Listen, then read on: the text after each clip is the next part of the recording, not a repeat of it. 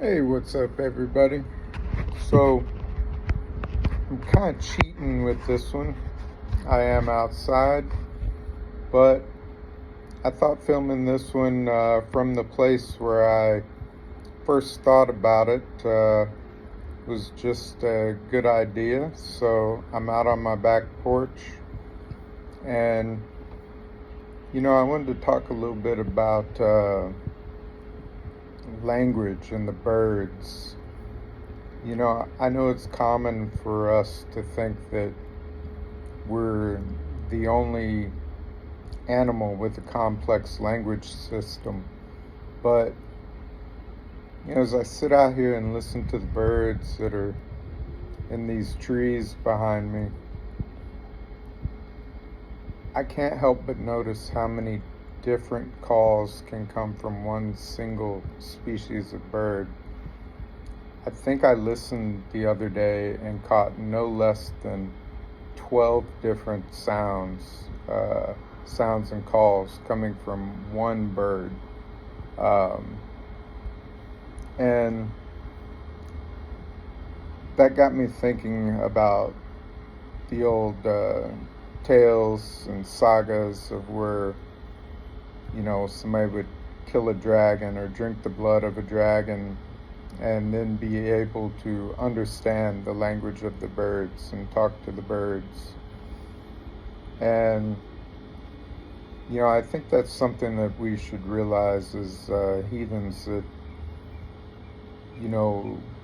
the nature around us can talk to us in so many ways if we just open our mind up and listen and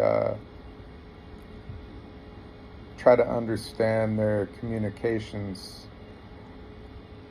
and not be ignorant to the fact that humans are not the only animals that have complex language. It's just that we're not smart enough or open enough to take the time to understand the language of the beings and nature around us. And this is going to be a little bit all over the place, but that got me thinking about those sagas, the killing of the dragons, Thor killing the Midgard serpent, Jormungandr, or trying to kill it throughout before Ragnarok. And it just kind of led me down this rabbit hole of thoughts about how even Yggdrasil, the world tree, has the serpents at the bottom eating away at the roots. It has the eagle, the bird, on top, and Ratatoskr would run up and down and basically incite the two against each other. But it got me thinking a lot, even in the Bible, we have the serpent that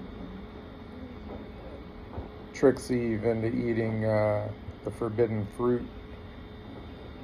And from that point forward, they knew the difference between good and evil.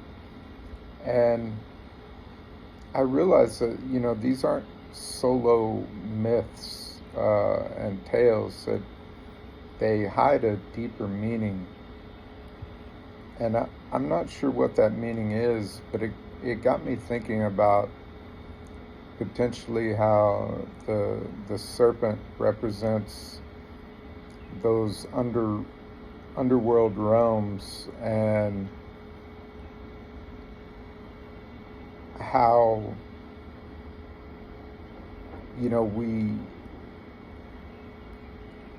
if we don't allow ourselves to be confused by the serpent, that we can reach the higher levels, and maybe the birds and the tales and sagas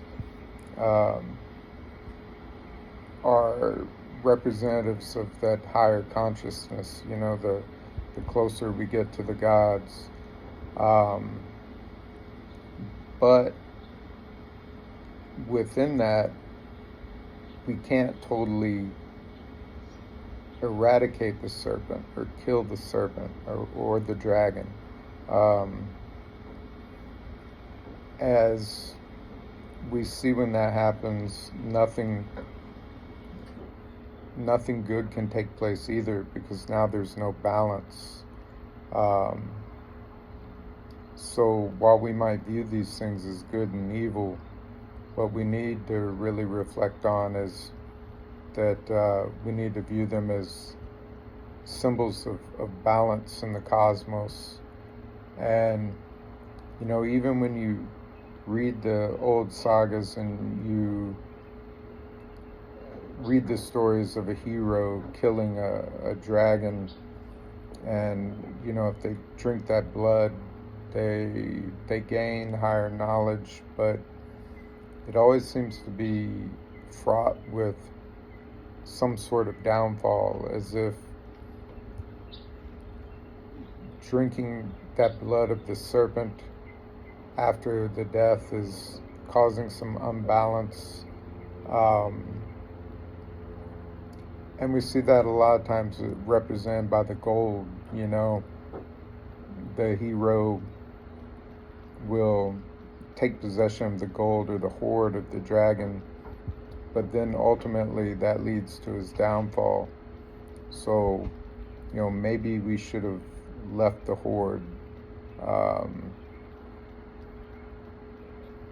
It's okay to have knowledge, but we need to put it in perspective, and we need to counterbalance that knowledge with the removal of the greed that comes from the taking of things that don't belong to us, when we've reached that higher pinnacle of knowledge. I don't know. I really don't know where I was headed with this. But since I kind of made that connection with the birds to the sagas and the serpent, it's got me thinking a lot more about how I view those tales and what I want to get out from them, or get from them. But one of the bigger points of this video was just that I want to encourage you to get outdoors and sit outdoors and listen to the birds that are around you, and try to understand what they're saying. When you walk by, how do their calls change? Maybe they're warning others of your presence. Maybe you can get to a point where you're around them enough and they trust you, and you then would no longer hear those calls when it's about you. But you could know when you hear that call that they're alerting about some other danger, and it might not be a danger to you, but it could be to them, and it also might lead you to seeing some other cool, animals and beings out in nature. So just when you're out on your walks, try to find a bird, try to listen to it, try to listen to the other birds responding to it, and even listen to the different species out there and how they will communicate with each other. A lot of times you'll hear they don't always overtalk on one another. They will give pauses and breaks, and it kind of makes me wonder if they themselves can understand the language of the other species of birds. But anyway, just remember, there's so much out there for you to explore. You can do it in your own neighborhood. You don't have to be out on a trail. Just take a walk around the block and listen for those birds and see what you can come up with. See if you can start to understand the language of the calls. But anyway, with that being said, hope y'all have a great day, and also be sure to think about the tales and the sagas of our people when you're out and when you hear these things, and see if you can find those underlying messages. Oh, yes, one more point I wanted to make. As I read more about the old art in Paleolithic art in caves, and now I'm reading a book on Anglo-Saxon art, they highlight that our ancestors like to present the art in symbolic tales and riddles, and even the old bards, when they would write their poetry, it was full of riddles. And I think that's important to remember when you start incorporating the myths of our ancestors into your practice and into your spirituality, is that our ancestors were always telling riddles and tales, and a lot of times you had to be in the know or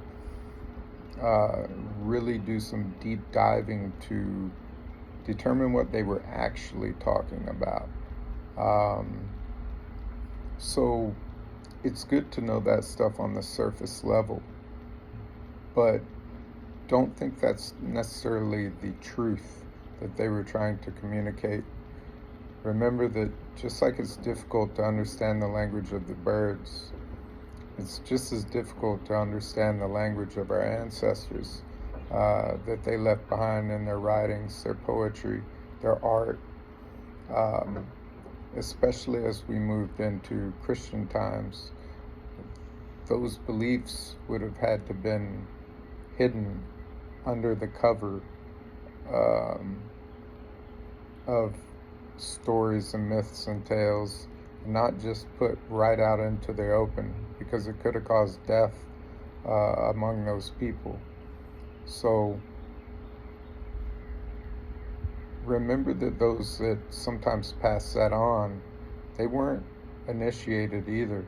So they're passing on the tales that they heard or maybe they grew up with, but they themselves didn't necessarily know the underlying meanings, and luckily that's why many of them still exist. So just think about that in your practice. Take more time to understand the language of others, what they're trying to communicate, and remember, just like the birds, to us their language sounds like riddles and clues. It's just a beautiful song, but within it is actual meaning. It's the same way for our tales and our sagas. There's a lot of riddles and clues in there, and may sound like a cool story on the surface, but there are many riddles to be solved within. And that's all I gotta say.